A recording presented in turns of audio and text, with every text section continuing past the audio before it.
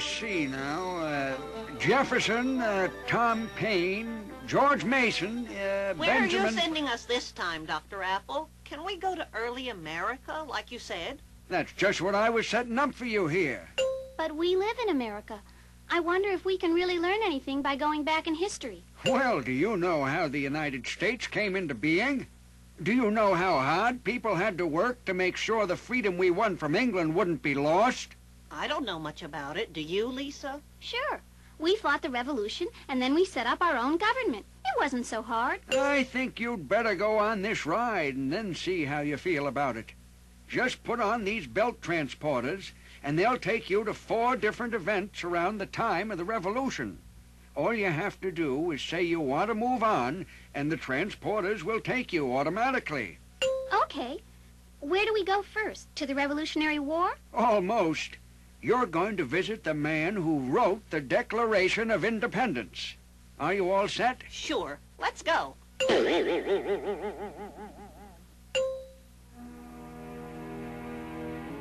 Where are we? I don't know. It looks like somebody's house. Look over there, Lisa. It's Thomas Jefferson. These united colonies are, and of right ought to be, free and independent states. Well, who are you? Well, we're just interested in what you were writing. Well, I'm writing a Declaration of Independence. It states our decision to be free. Free to live the way we want. We're tired of being taxed and bullied about by the King of England. This is what I wrote. We hold these truths to be self-evident, that all men are created equal, that they are endowed by their Creator with certain inalienable rights, that among these are life, liberty, and the pursuit of happiness. That sure is different from the other places we've seen. Oh, they were set up just for a few powerful people. That's exactly it. That's why we want America to be different. A place where there is more opportunity for individual freedom. We'd better let him get back to work, Lisa. Okay. Goodbye for now, Mr. Jefferson. Where do we go next? Dr. Apple said we just had to want to go somewhere, and... This must be the revolution, Lisa. Those men have guns, and they're arguing about something. Why would they be arguing, I wonder? We're tired of all that, Mr. Paine. We're sick of fighting. We just want to go home. So do we all, man. But what kind of home will it be if England still rules over us? But it's been a long war, Mr. Paine, and there's no end in sight. Did you think it would be over in a week or two? No, it will be a long struggle with much suffering. But don't forget how much we all suffered under English rule, without a voice in our own government. Well, he's right about that, boys. There'll be time enough for comfort when the war's won. And better to enjoy it as free men, I say. Earl, now I remember. Wasn't Tom Paine the one who wrote the book called Common Sense? Hey, they're breaking up. Let's ask him about the war. Mr. Paine, how is the war going? Not well, I'm afraid. The troops are badly equipped, and many people are against the war, which makes fighting all the harder. Oh, but why are you so worried about it? You aren't even a soldier. Well, I helped start this war by the things I wrote. I told people that it was wrong to be ruled by England when the colonies are strong enough to govern themselves. But people forgot that it's hard to win your freedom. Now that they found out how hard it is, they're starting to lose faith in our cause. But if England knows you want to be free, why don't they just give you your freedom? You mean just hand it to us? That's what some of these so-called revolutionaries want. But that's not the way it happens. Nobody is going to give you your freedom unless you make him give it to you. If I were England, I'd give America its freedom. Oh, you think you would. But remember, England made a great deal of money from the colonies. You wouldn't want to give up that money either. Still, it isn't right for England to govern the colonies without giving them any voice in how things are run. That's what we're fighting this war about. How are you doing there, lads? Well, Mr. Paine, well enough. Lisa, look at this. Earl, be careful. Hey, boy, put down my rifle. It'll go off if you're not careful. Come on, Earl. Let's get out of here before you get us killed.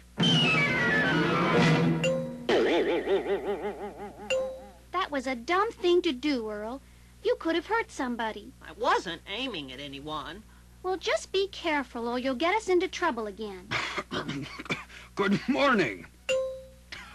And who might you be? Yikes! Look, we're in somebody's bedroom. I said, who are you? Isn't it customary to introduce oneself when dropping in unexpectedly? I'm sorry. My name's Lisa, and this is Earl. How do you do?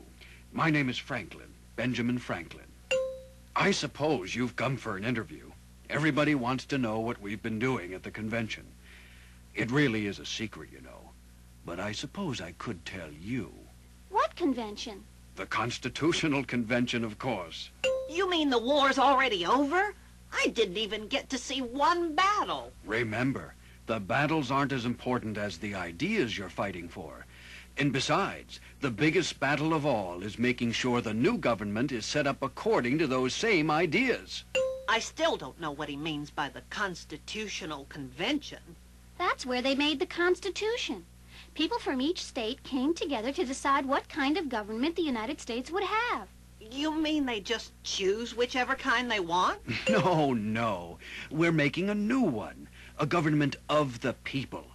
Why don't you two follow me down to Carpenter's Hall and see what we're doing? I think I can sneak you in. Sure, we'd love to. I still can't believe we skipped all the battles. I gotta talk to Dr. Apple about that. We've decided we need a strong central government that will do things that all the states need, like defending us from foreign enemies. Well, I know what kind of government that is. You mean like a king in monarchia. But won't that mean an end to personal freedom? No, that's not the kind I mean. In our government, the power will be separated into 3 different parts. That way, no one person can take all the power for himself. If one part of the government gets too powerful, the other part checks him and brings the power back into balance. But doesn't the president run the government? I thought he made all the decisions. No, that's just what I was saying. We separated the powers of government among 3 different groups. The executive, that's the president and his workers. The legislative and the judiciary. Do you know what those mean? Not really.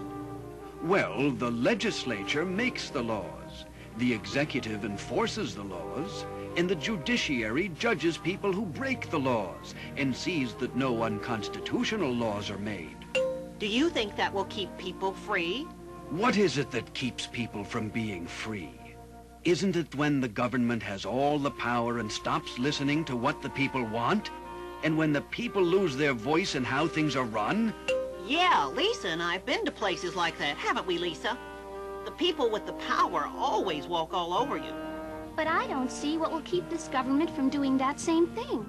How will people's rights be guaranteed? We'll attend to that in the first session of the new Congress. Yes, but will we attend to that, Mr. Franklin? Who's that? That's George Mason. He did a great deal to help shape the Constitution, but he's not happy with it yet. And you know why, sir. It does not guarantee individual liberties. Unless there is a Bill of Rights stating clearly each person's freedoms, the government can simply take those freedoms away. But remember, we have Without a Bill of Rights, we're worse off than we were as Englishmen. Should we fight a war for freedom and then give that freedom away to our own government? Remember, we have compromised on this issue with the understanding that guarantees will be made. You must be patient and allow this to happen gradually. But what prevents this new government, once in power, from simply forgetting to do what we have agreed it should do? There is great danger in that, Mr. Franklin. What did he say about compromise? I thought compromise was when you gave up. No, compromise is when you meet halfway. You give up a little, and they give up a little, so you both get some of what you want. And nobody gets to have everything just his way every time, right? Right. That's how a democracy is supposed to work, I guess. Everybody gets a voice in the government if he wants it. But he has to be willing to compromise and not expect to have his way all the time. So they compromised. But what happened to the Bill of Rights? I want to see how they made that. Well, I guess we're going to find out. Here, lift me up. Okay, but be careful. Listen, You can hear what they're saying. James Madison is speaking now. He's talking about freedom of the press. Hey, I can't hold you up much longer. They're breaking up the meeting anyway. They were talking about one of the amendments, and they all look pretty mad. You lift me up now so I can hear. But they aren't talking anymore. I don't care. I want to see. What have we here? Are you looking for someone? Or just looking for trouble? We don't need any more of that. Hey, Earl, that's Mr. Madison. We just wanted to hear what was going on. We weren't going to hurt anything. We wanted to know what you were doing to protect people's freedom. Well, we're trying to amend the Constitution by adding a Bill of Rights that will guarantee freedom to everyone. Jefferson called these inalienable rights because you were born with them, and they shouldn't be taken away from you. But what does this bill protect? I mean, does it keep burglars away from you and things like that? It keeps the government away from you. That way, you can be sure the government can't use its power against you unfairly. We want to have a government of laws, but we need the Bill of Rights to make sure those laws are not abused. A government of laws. That sounds like such a simple idea. Yeah, but I never stopped to think how hard people had to work to create it. Well, now you know. And now I realize how lucky we are that it worked out the way it did. Yes, it was touch and go there for a long time, but they finally got it together. And it's lasted to this day. That's the best part, that we still have it. But how do you know you can keep it? What? I said, how do you know you can keep it? I thought it took care of itself. I mean, if it was so carefully made, won't it last forever? Oh, no.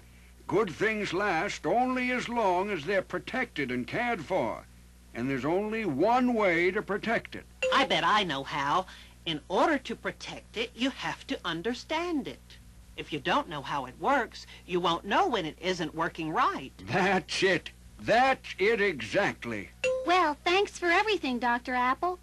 We'll be back, and we'll bring our friends, too. Good. I need the business. Come on, Lisa, I'll race you home.